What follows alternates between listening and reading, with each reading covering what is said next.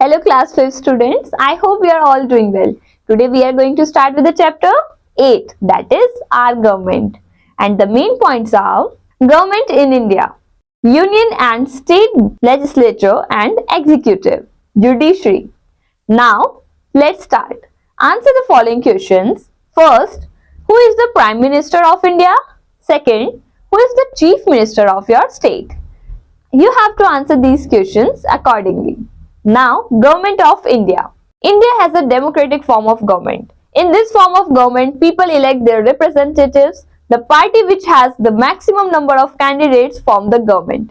Other elected representatives are in the opposition. Representatives are elected through voting in elections. All citizens of the country who are of the age of 18 years and above can vote in the elections to choose their representative. This is called the universal adult franchise. Now, organ of the government. In our country, there are three organs of the government: legislature, executive and judiciary. Legislature. Legislature is the law-making body which makes the law for the welfare of the people. Laws are made according to the rules given in the constitution of our country. Executive is law enforcing body. It enforces the laws made by the legislature. It is responsible to see that laws are followed by all people of the country. Judiciary is responsible about interpreting and the law made by the legislature. It is responsible to see that law made by the legislature safeguard the interest of all the sections of society. It also sees that laws are followed by the people. Federal structure. India is a vast country with a big population. It has 28 states and 8 union territories. It is difficult for the government at the center to solve all problems sitting at one place. So, the Constitution of India has divided the work of administration between the center and the state. The government at the center is called the union government and the government in the state is called the state government. To prevent any conflict between center and state, the Constitution of India provides a separate list of subjects for the center and the state each. So, we can say that India has a federal structure of government with clear division of power between the union and the state government. A third list of subjects is called the concurrent list. Now, union list. The union list of subjects is important for the whole country. Only the union government has the power to make laws on the subjects. Some of the subjects included in the union list are defense, finance, foreign affairs, international trade, etc. State list. The list of subjects on which only the state government can make laws is called the state list. Some subjects included in the state list are laws and order, public health, sanitation and drainage, etc. Concurrent list. A list of subjects on which any of the state or central government can make laws is called the concurrent list. For example, economics and social planning, labor, education, etc. come under the concurrent list. Union and state legislature. The central legislature is also called the parliament. The Parliament of India has two houses, the Lok Sabha and the Rajya Sabha. The Lok Sabha is also called the House of People or the lower house of the Parliament. The Rajya Sabha is also called the Council of States or the upper house of the Parliament. Members of both houses are called the Members of Parliaments, MPs. The state legislature is called the Legislative Assembly. All the members of the Legislative Assembly are called the MLAs. Most of the states have only Legislative Assembly or the unicameral legislature, but some states like Bihar, Maharashtra, Karnataka and Uttar Pradesh have the bicameral legislature. The other house is called the Legislative Council. Members of the Legislative Council are called the MLCs. All the members of the Parliament and the members of Legislative Assemblies of states elect the President of India for a period of 5 years.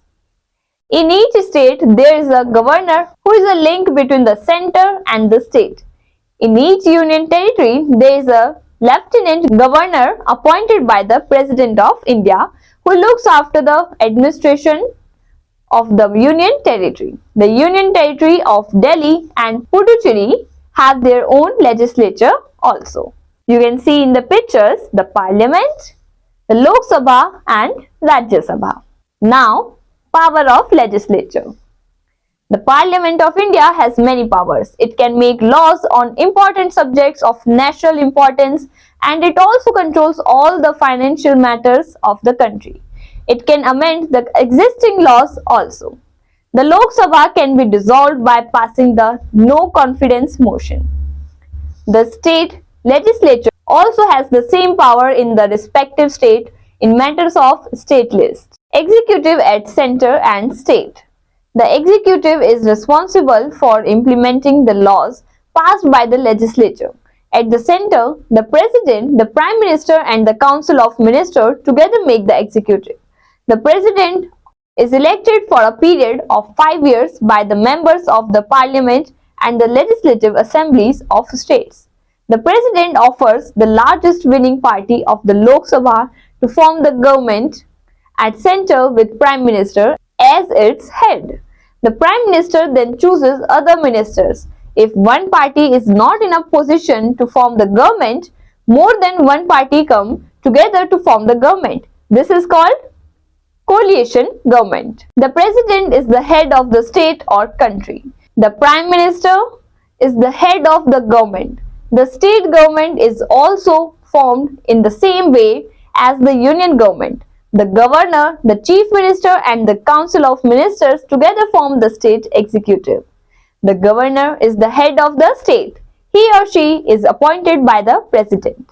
The chief minister and the council of ministers inform the governor on important issues and give him or her advice. Now, judiciary.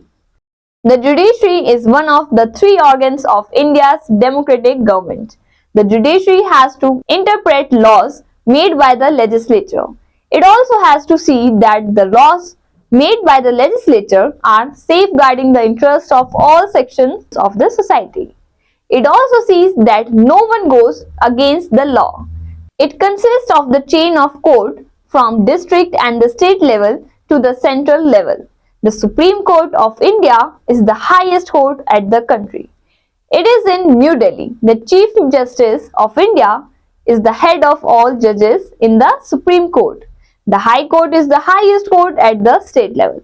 It is headed by the Chief Justice. The district courts are parts of judiciary at the district level. The district judge is its head. According to the Constitution, judiciary is an independent organ. All courts are controlled by the Supreme Court of India. The judges of the Supreme Court and the High Court are appointed by the President of India. If a person is dissatisfied by the behavior, activities, etc. of some other persons or if his or her fundamental rights are denied, he or she can go to the court to get justice. Lawyers are there to present the case of the people before the judge. The judge hears the case and gives the judgment. If the person is not satisfied by the judgment, he or she can move to the higher court. The judgment of the Supreme Court is final. Now the valued fact, we should follow the laws made by the legislature. Awesome fact, some people become violent and they break the law. Now let's learn the new words. Federal, cooperative relation between center and the state. Unicameral, having only one legislature. Bicameral, having legislative assembly and the legislative council also. Coalition, mixed. Now let's remember, in a democratic form of government, people elect their representatives and form the government. Legislature, executive and judiciary are the three organs of government in our country. Legislatures are made in the center and at the states. The legislature passes laws for the welfare of the people. Executive implements the law passed by the legislature. Judiciary in an independent organ which interprets the law. I hope you all like this session. Now we will meet in the next class. Till then, bye-bye.